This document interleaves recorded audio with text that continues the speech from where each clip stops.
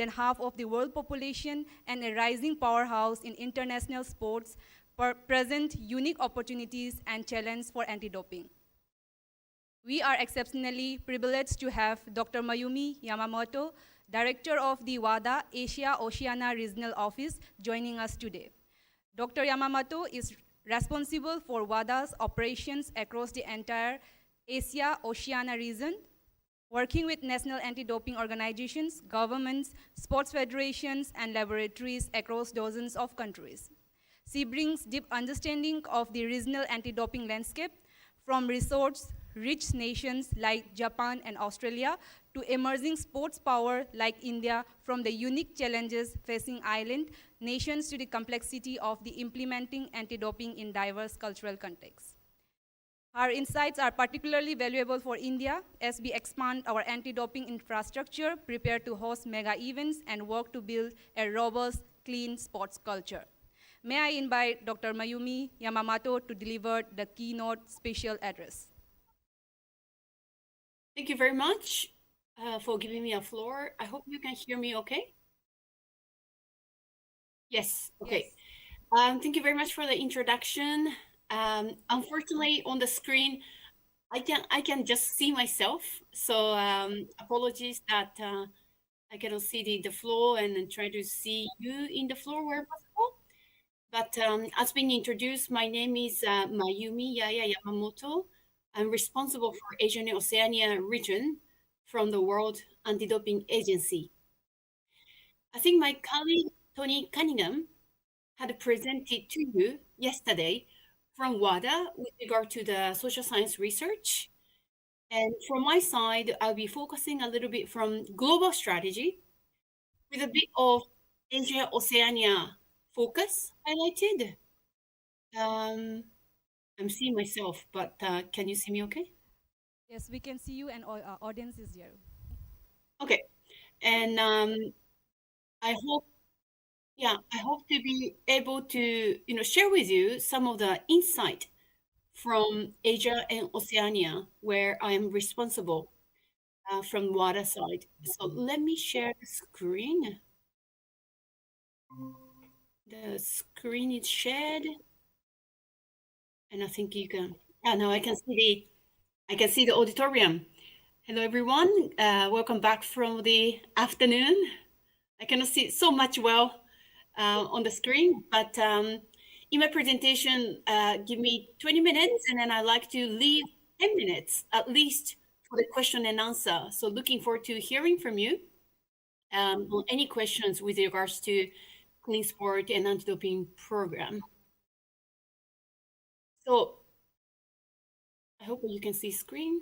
I will present like 3 elements. Number 1 is global framework. The second with the evolution of the global framework, mainly with regards to World Anti-Doping Code.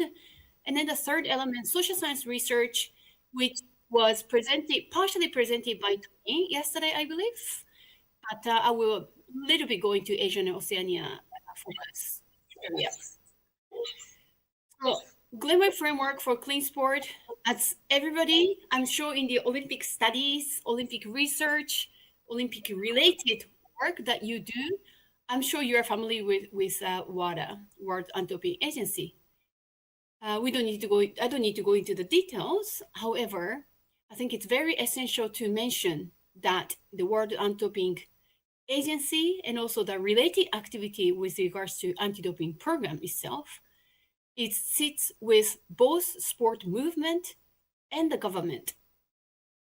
So this is very unique platform in the world of sport and the world of international sphere, that the WADA is a hybrid organization that is equally represented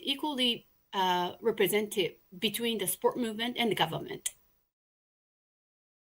So I think I can see the screens being shared. So the vision itself, as you know well, that we're trying to aim for creating the environment that is doping free in the sporting environment for all the athletes in the world. And we have core values that we upheld, which is integrity, openness, and excellence as WADA. As I mentioned, the WADA is unique platform, which is a hybrid organization, but we are the global regulator in terms of anti-doping. And it's very important to note that it's an independent agency in the world of sport. And I will come into the details, but we will promote, coordinate, and monitor all the activities with regards to anti-doping for the signatories. So we are leading the collaborative worldwide movement. I think it's easy to say the collaboration, but day to day, we collaborate the stakeholders extensively with regards to your countries, not only India, but also other countries who participate in the Olympics and Paralympics. I guess India is not so big nations in winter sports, but the Milano Cortina Games is soon to be starting next week.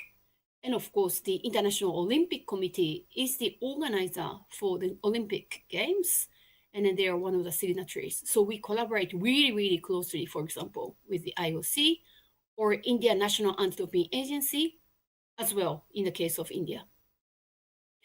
So WADA is to lead a collaborative worldwide movement for clean sport. As you can see, a bit of regional touch. My office is in Tokyo, Asia and Oceania. I'm responsible for the Asian Oceania, but I have 63 signatories, including India, that is covered for Asia and Oceania in total. So signatory, I can come back to this, but the signatories are the ones who represent of your country as a national anti-doping organization in terms of anti-doping program. As you can see, that respective continent, we have regional offices. My colleagues are working there. And also we have the president office in Warsaw. So coming out from vision, mission, and a strategic plan, now we have 2025 to 2029 strategic plan. And in the backside of the 4 years previous plan, strategic plan that had been given a success. Therefore, now it is clearly set with regards to our objectives and also the resources based on the strategic plan. This is pretty important from my side. If you could have time, maybe dive into by looking at the website, is about the strategic plan 5 elements. So the 5 elements are set as the strategic priorities. Number 1 is to lead a harmonized global anti-doping movement and grow impact, because we want to maximize our impact.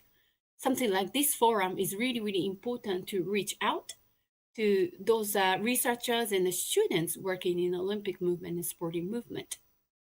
The third one is athlete-centered. I don't need to give a reasons why the athlete center is one of the strategic plan pillars. Of course, we cannot talk about any institutions without the athletes. Athletes are the focus, athletes are the center on any activities that we do. The fourth element, collaborate and unite. As I said, global anti-doping movement, you cannot do everything by yourself. So for example, India NADA, National Anti-Doping Organization, cannot do their work without the stakeholders in India, including athletes, support personnel, and researchers like you.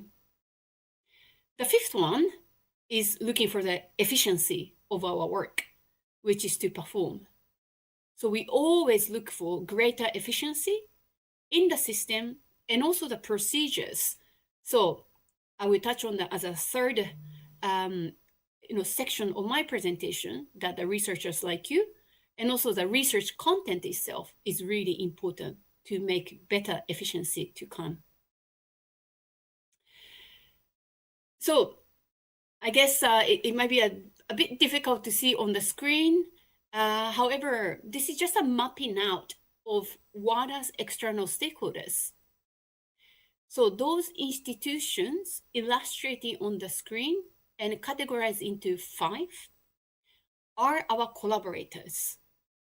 So we collaborate all the stakeholders listed here the depth and the width sometimes different, but what I can bring attention to is other stakeholders would include academics and the researchers. And of course, it's academic institutions. So students, working in the field of sport or working in the professional field related to sport would be followed under here. If I could take a look at our strategic plan based on this, we have set the focuses in this year as well. I have illustrated here some elements that is our focus in 2026 related to research area. So the structure stay the same, but some of the focuses are illustrated here, in particular with regards to the 26 strategies. So if you could take a look at the very number 1 point to lead, that we are aiming, so please be encouraged to part of this team as well. We are aiming to expand the network of research teams, focusing on high quality and impactful research in order to drive collaborative innovation. And of course, we are looking at to develop the partnership with leaders in their respective fields, as in expertise fields, in order to advance innovations in the global anti-doping system. We wish to collaborate with you because we want to grow impact. And of course, this is a united movement for clean sport. So collaborate and unite. Underneath it, we are particularly looking at our collaboration with investigations area, which means that we collaborate really, really closely with law enforcement agencies and also the pharmaceutical industries. So that's our 2026 focus based on the strategic plan 25 to 29. So that's really the global setup right now. And then I have covered some focuses of 2026 based on the strategic plan, based on the mission, and then based on our vision and our values. So now where are we in terms of global framework? And it's been under the evolution every single day. But one of the very important elements for you to be aware, and I'm sure you are aware of it, so just be reinforcing your understanding, is that the World Anti-Doping Code is the binding document for the international sport. So it's the basis of the sport-based movement. But at this World Conference on Doping in Sport that was held on the 1st to the 5th of December in Busan, Korea, was the time to agree on the World Anti-Doping Code for 2027 edition. So this is a structure, mapping out the structure of how the global regulatory documents have been set up based on the 21 code, but there's a World Anti-Doping Code on the top, and then there's international standards and the technical documents attached. So those are the binding document, as you know, for the world of sport. So this is this diagram is a 21 version, but it's coming into the 27 edition. And as you can see on the screen, that the code there, and also the 8 international standards. But for the case of 2027 World Anti-Doping Code and international standards, there will be 9 international standards.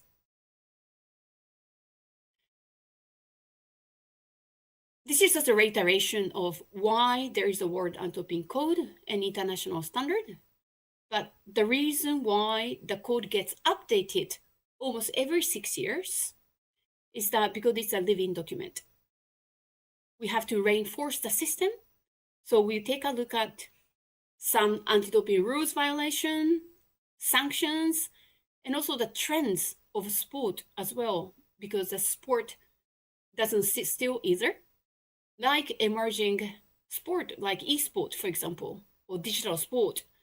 Maybe when the 21 code was adopted, it wasn't necessarily taken into consideration about e-sport, for example, or some gender equality matter, that there are some diversity with regards to gender.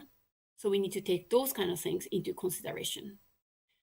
So it is a living document, and we try to reinforce the system and try to be collaborative and transparent in terms of process.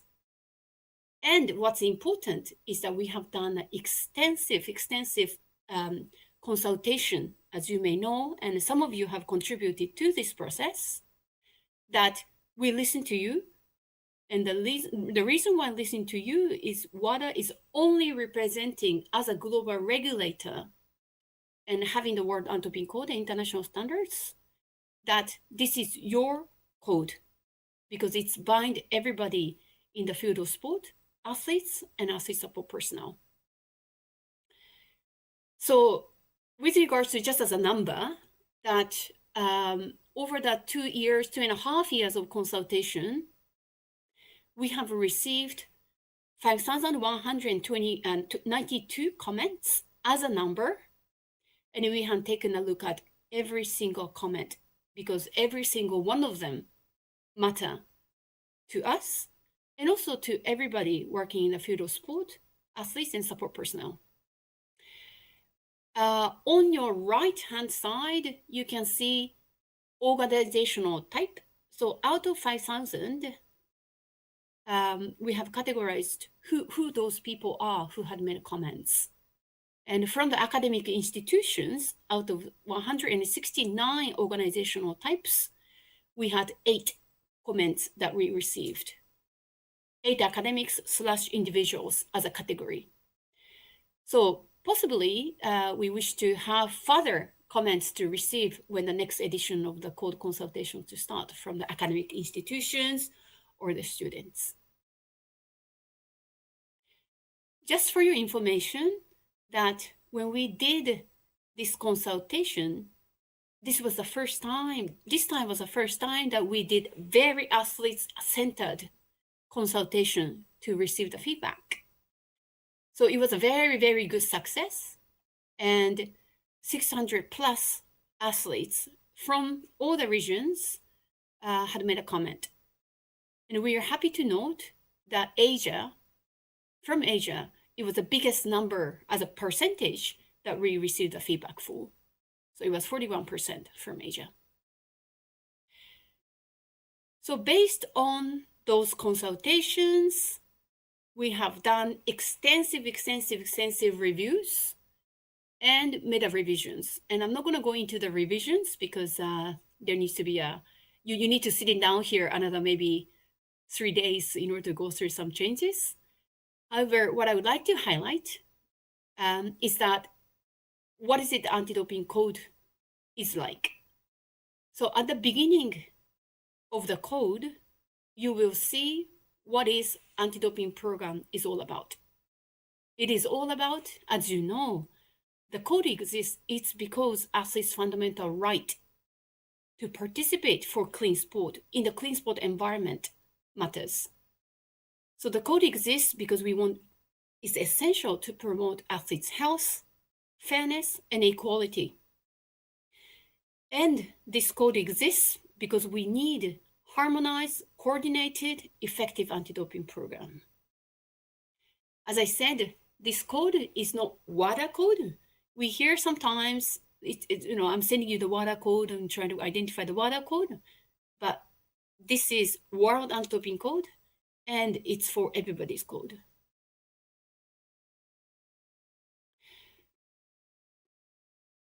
The fundamental rationale, if you take a look at in the code, you can see that the code itself is ethical principles based, and what we say as intrinsic values of sport. So the program exists to protect intrinsic values of sport, and that is what we say as play true.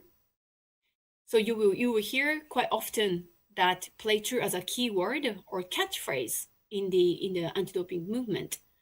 But the reason why play true is a word expressed is that we will here to protect the spirit of sport, the values of sport.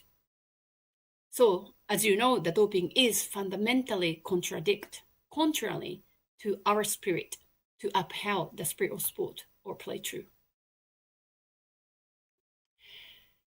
So we say athletes collaborate and unite. But it's a extensive number of athletes that we talk about. And this is a generic categories that we categorize of the athletes, starting from international level athletes, national level athletes, talented athletes, youth athletes, recreational athletes, and children, youth, school sport, grassroots people as well. And of course, extensive number of athlete support personnel, including somebody like you, the researchers, students, or the professionals working in the field of sport. So those are the target groups that we work with, collaborate with, particularly for those people who work in actual performances in sport. So this is the third section of my presentation, but in order to bring the effectiveness of the program itself, the code is also structured in that way. And this was something I think Tony yesterday has captured as well. And so let me reinforce the message that he has shared, and I will share with you some example from Asia and Oceania. So as you have already heard from Tony, my colleague, that research as a word as well is the essential part of World Anti-Doping Code or the World Anti-Doping Program. So if you have time to take a look at the part 2 of the World Anti-Doping Code, now I'm referring here 27 code because the 27 code is to come into effect from the 1st of January. So if you open the World Anti-Doping Code and the part 2, at the beginning, it says, what is it the research all about with regards to the code? Of course, everybody do understand and also articulate really, really well that research is essential to advance human knowledge, develop the understanding, driving innovation, and cope with the complexity of anti-doping system. So we need a research, as Tony said yesterday, the anti-doping program needs to be evidence informed. So research is essential, integral component of the code. And all the signatories who are abided by the World Anti-Doping Code are encouraged to engage with researchers to support the development and the implementation of anti-doping programs. Because the signatories, like Indian Anti-Doping Agency, is there to collaborate, engage with the researchers in order to bring the support or the efficiency, bringing the efficiency in their anti-doping program. So we look for the signatories, like NADA India, to collaborate with you.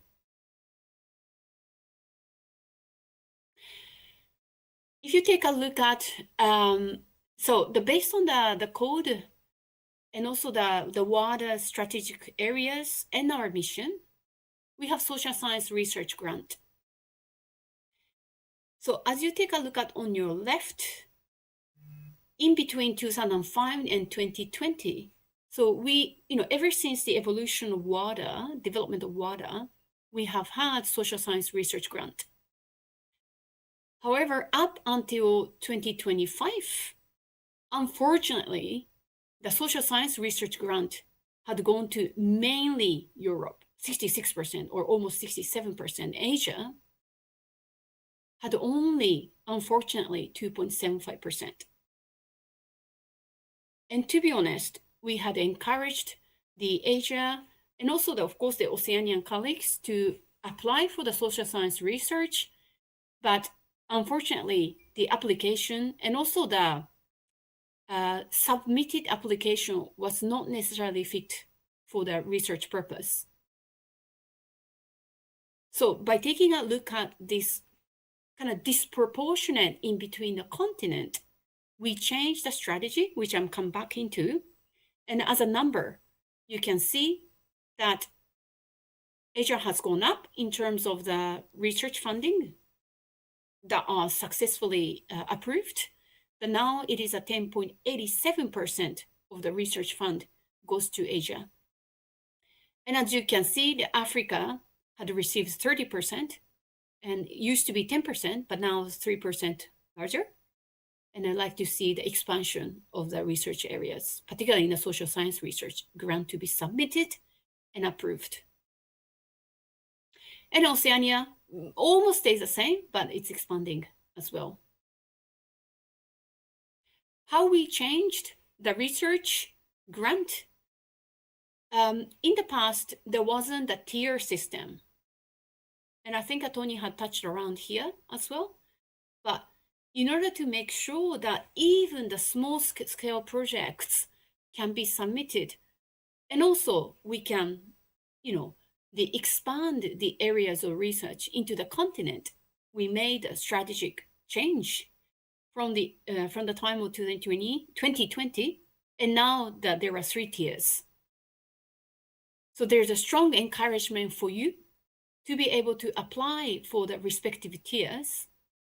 And it's going to be really, really important to note that if you apply for tier 1 or tier 2 category of research, of course, it's more bigger money and also the longer duration of the research, but you need a partnership with national anti-doping organization in your respective country. To be honest, if we see the application for tier 1 or tier 2 without partnership with your national anti-doping organization or international federations, because they're the anti-doping organization as well, we need to push you back. Because what we need to see is the impact into the system so that this partnership or collaboration is needed, in particular for tier 1 or tier 2 category of research. So as Tony had illustrated, and also some of you may have seen the communications from WADA, that now our social science research strategy is in effect based on the overall strategic plan of 2025 and 2029. And you can click this link. I'm sure that the PowerPoint slide will make available for you to go into this website. But you can see the social science research strategy that was renewed or upgraded for 25 to 29. There are 2 overarching themes that are set. One is people-centered theme, and then second is a system theme. So to the side of people, what we like to focus on our research areas, number 1 is to how we protect the athletes by identifying the risks or supporting evidence-based prevention strategies. As you may have heard, the reason of putting here supporting evidence-based prevention strategy is because we want to see education at the core element of anti-doping program. And the second one of the people theme is to enhance the research community. And the third is to increase research capacity and capabilities by expanding funding opportunities and building institutional partnerships. As to the system themes, we want to see how to generate exchange and knowledge for the impact. So how can we generate or exchange knowledge through the research topics is most welcome. And we are focusing on the system in a sense that we will invest strategically in terms of social science research, and what is it that how we analyze the grant programs, making the optimization of the system itself. And we try to make a bridge in between the researchers or the research institutions as well, so that the research partnerships make possible for the research applications as well. So feel free to contact us if you wish. I'm interested in these kind of research areas. Is there any research institutions or research academics that are interested in the area so that the collaboration can happen internationally and globally? In terms of the funding, and I have 2 slides or 3 slides for this, in the past or the currently undertaken from Asia and Oceania, right now we have social science research grant funded to Asia and Oceania region. There are 2 researches that was successfully granted the application. We have tier 2 research areas that had been granted. One is from China, the other is from Australia. So the research area that you can see is that research topic itself is evaluation of anti-doping education in China, and they are collaborating with Shinada, how the education system, education program is bringing impact to the program itself in China. So that is done by Hunan University of Technology in China. The other one in Asian Oceania is in Australia. So they are taking a look at computational decision support system for doping prevention. So this is quite interesting one when we were researching, but they're particularly looking at just the cycling. So you can choose either sport or disciplines focus or entire sport or the system itself as well. So this kind of research do support us in order to implement the particularly anti-doping education in this kind of research case. For the case of 2024, we had one research that was approved that is really cross-international with regards to Asia and Oceania, but this is cross nations that was approved for Australia, Sweden, and the UK researchers. But the lead researcher is from Australia. So this was looking at performance and image enhancing drugs use among women investigating the role of support personnel. What is the role that support personnel have in facilitating and preventing use? This was based around the evidence, that was there already in practice, that, we see the performance enhancing prohibited list use had been made because, the imagery of the women's athletes or the women in general are there. So imagery as in the body image or the facial image or the physical image, so that, what is it, this kind of social impact has been made with regards to the use of prohibited substances. And then we also have 2 tier 3 funding areas that was approved and currently still ongoing. One is for Singapore and the other one is India, as some of you may know. So for Singapore, National University of Singapore had been approved is about, how to understand the doping and also behaviors among student athletes in Singapore. So it's very focused on the National University of Singapore, students athletes. The other one, which is a bit small scale, of course, because it's a tier 3, that was approved for India and the University of this Institute of Information and Technology in Delhi is about evaluation of NADA, India's anti-doping education awareness interventions. So this is very, very interesting from the colleagues in India here in the auditorium, that this kind of research topic would help for Indians' national anti-doping agencies education awareness program. It's very small scale and it's short term, so it needs to be a longitudinal if the research, based on the research, bringing the impact. However, this kind of proposed objectives is really, really helpful to understand the field of awareness program for anti-doping and how do you make it better based on the findings.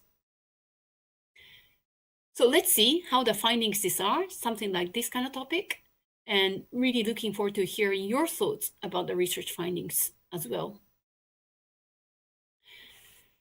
So this is my final slide, and I'm sure that Tony has shown this is, but be encouraged to access to the grant platform.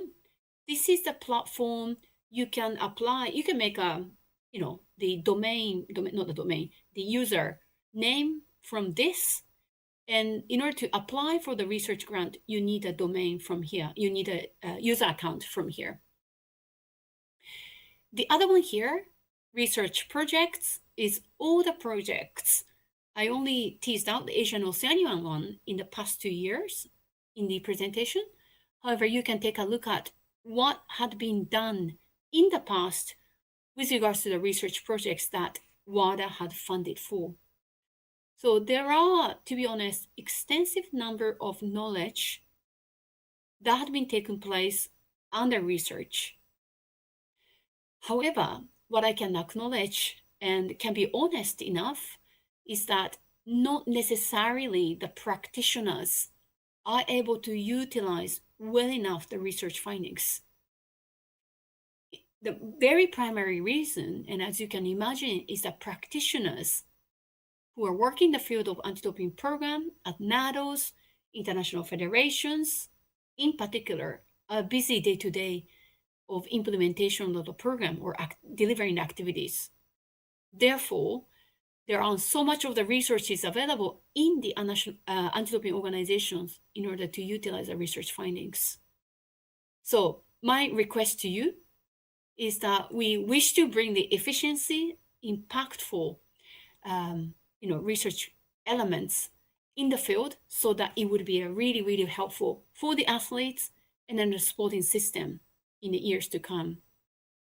So please do connect with NADA India or the anti-doping agencies in order to bring the efficiency into the program, and then what kind of areas that you think you could contribute based on the research. So that is from me. I think I took about maybe a bit over the time. However, I'll be happy to receive the question, if any, from the floor. Thank you very much for your attention.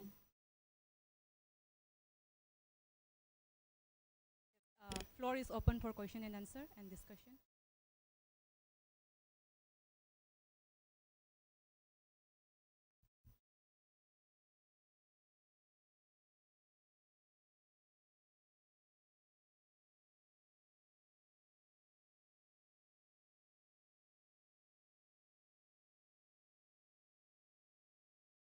Oh, there's a question? Yes. Hello. I was just interested to understand how you're measuring the impact of your anti-doping programs and the education that is being rolled out all over the world. How do you measure the impact? How can you show us what you're doing is working? Yeah, thank you. Great question to start. I guess you're from India. Oh, lovely. Okay, yeah, it's a great question, and I really loved seeing everybody's face now on the screen, because I was able to see my screen. But that is very frequent question that we get asked. So what we can measure as an impact very clearly and understandably is the anti-doping rules violation. So that's really the objective figure of the impact that we can bring. So if you take a look at the WADA's website, we have, the anti-doping rules violation, the data available. And then we keep track of, differences based on the prohibited list, what sort of categories of the prohibited list that athletes, have the rules violation. So that is really the objective data that we try to see the trajectory of course, decreasing the number of anti-doping rules violation. But at the same time, I think you're the researcher, so you would ask questions: what happens, in terms of the qualitative element of bringing the impact through education? Am I right? I think you might wonder, okay, what can you tell apart from quantitative the number. Apart from that, so we are really looking, through the research findings as well, that how the athletes from education bring in changing the values, changing the behavior for clean sport with the values. So we are still looking at, how the education bring impact on the behavioral change. And then the behavioral change is needed to analyze, and reviewed, taking a look at over the trajectory of certain years. But some research findings says that they kept track of the 3 years of the athletes, how their value system have changed, who had influenced on their values as well. So in order to take a look at the behavior change and the values, we are looking at the collaboration with the researchers as well. So quantitatively, we take a look at anti-doping rules violation. Hopefully that's get decreased. And then the second one, qualitative element, we do take a look at the behavior changes of the athletes.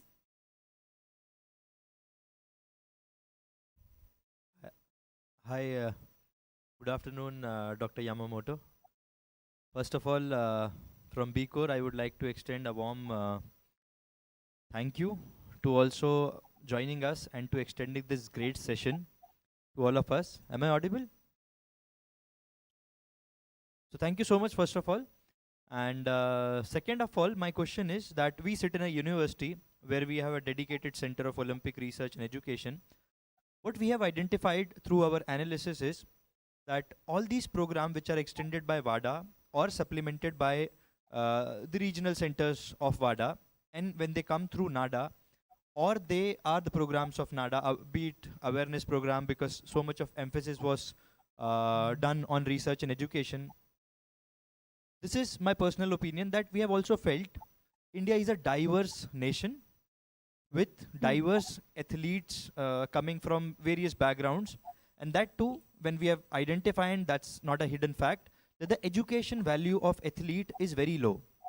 So for example, if we want to convert all these education programs which are present on the WADA scale or maybe NADA, I would say, what do you suggest, being a university or a center, what we can play the role to translate what origins from WADA and it gets to the right stakeholders? And stakeholders right now here are coaches and athletes, which we still struggle with the education part. Yeah, thank you for the question. It's a bit hard to, because of the microphone, I think, hard to hear. So if I'm not answering, correctly, I'm sorry to apologize in advance because I couldn't really hear well. But if I understand, by understanding what you asked, I try to answer. Okay. Yes, the diverse community, yes, the diverse range of athletes and support personnel you may have in India, and we acknowledge that. And WADA provides a platform, as you may know, the anti-doping education and learning platform, which is ADEL. So anybody in the auditorium, you have access to it. But this ADEL is really to supplement what you have as a national level or international federations level. We try to make it complementary to what NADA India, for example, to develop education program. So it's a supplementary in order to give access to everybody to minimum education platform, which is on ADEL. So if you go into there, as you know, there are certain types of categories of athletes and support personnel you can take a course. So that's a minimum level of information, bringing the awareness, and of course, a bit of diving into the research, the anti-doping rules.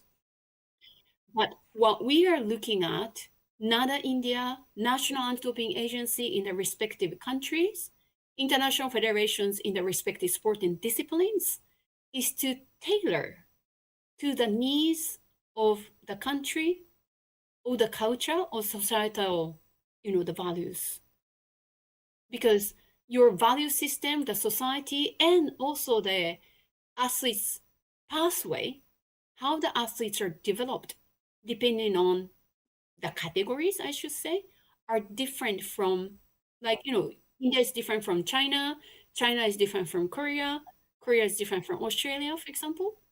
So that's a requirement of NADA India as a national anti-doping agency to tailor the needs of athletes, sport instructor, and athlete support personnel. There are various kinds of categories. So that is to be honest, a requirement with regards to international standard for education. And with the 27 ISE, International Standard for Education, that is become more refined, and NADA in India needs to be required to tailor it. Therefore, they can capture all the wide range of athletes, different languages, etc. And of course, to be honest, I know you have 200 or more than 200, different languages. So I understand it's very difficult and resource drained to make 200 plus languages available for every single categories of athletes in India. So it needs to be proportionate. It needs to be collaborated well enough with the different sectors of sport or institutions like academics or academic institutions to make the program work. So that is also the requirement of NADA India to collaborate with collaborators. They have to identify who they can collaborate with when they develop the program itself. I'm not sure whether I'm answering your questions, but I just try to capture from what I could hear. But I'm not happy to communicate with you on offline if needed to. But research institution, academic institution where coaches are developed, doctors are developed, pharmacologists are developed. It's very important that some elements of anti-doping programs are captured there as well. No, the answer was right to the point. Like that was the only question which I have asked. I just have a small follow-up question which often comes to my mind. Uh, we know the numbers are there in the recent WADA list also, and we know India ranks number one amongst the doping, and I would say India should fight back in terms of doping too, and we are doing that. This is one of the initiative which is doing it.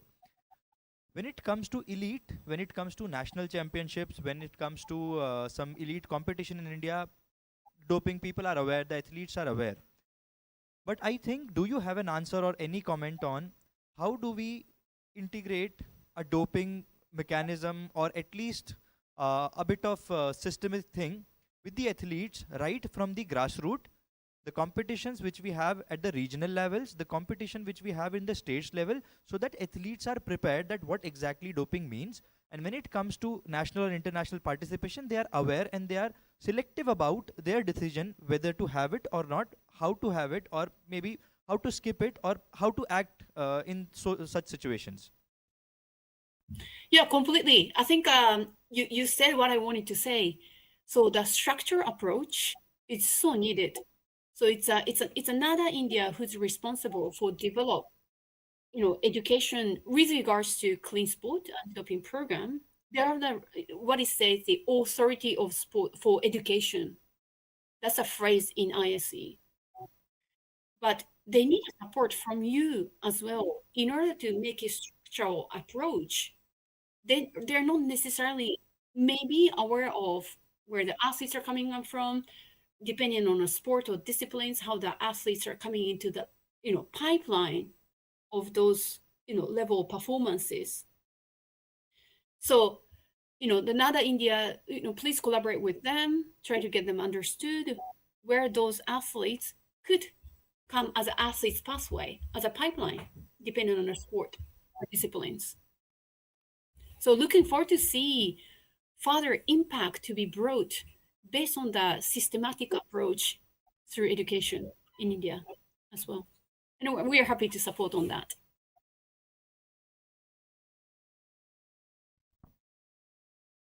Okay, thank you. Excuse Thank me, ma'am. you.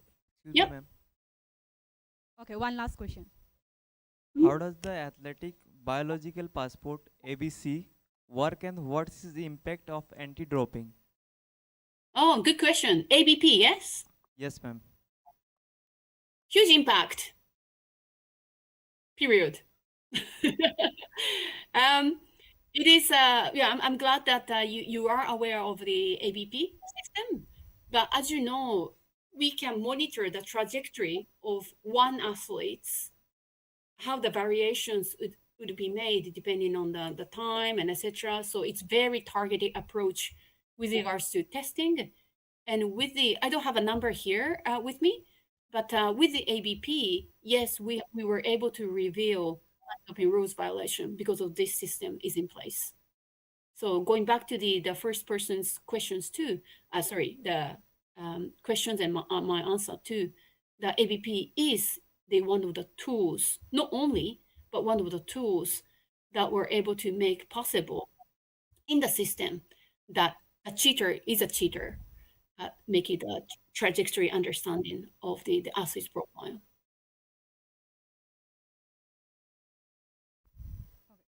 Thank you. It was an insightful session, and I hope everyone have received the proper information that everyone's seeking for. So we do value the every speaker here, so we want to virtually felicitate you. Tim, please.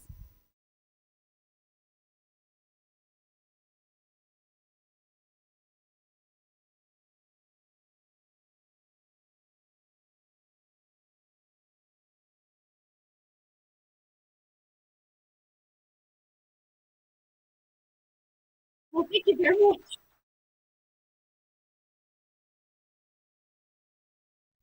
Thank you. Thank you for joining us.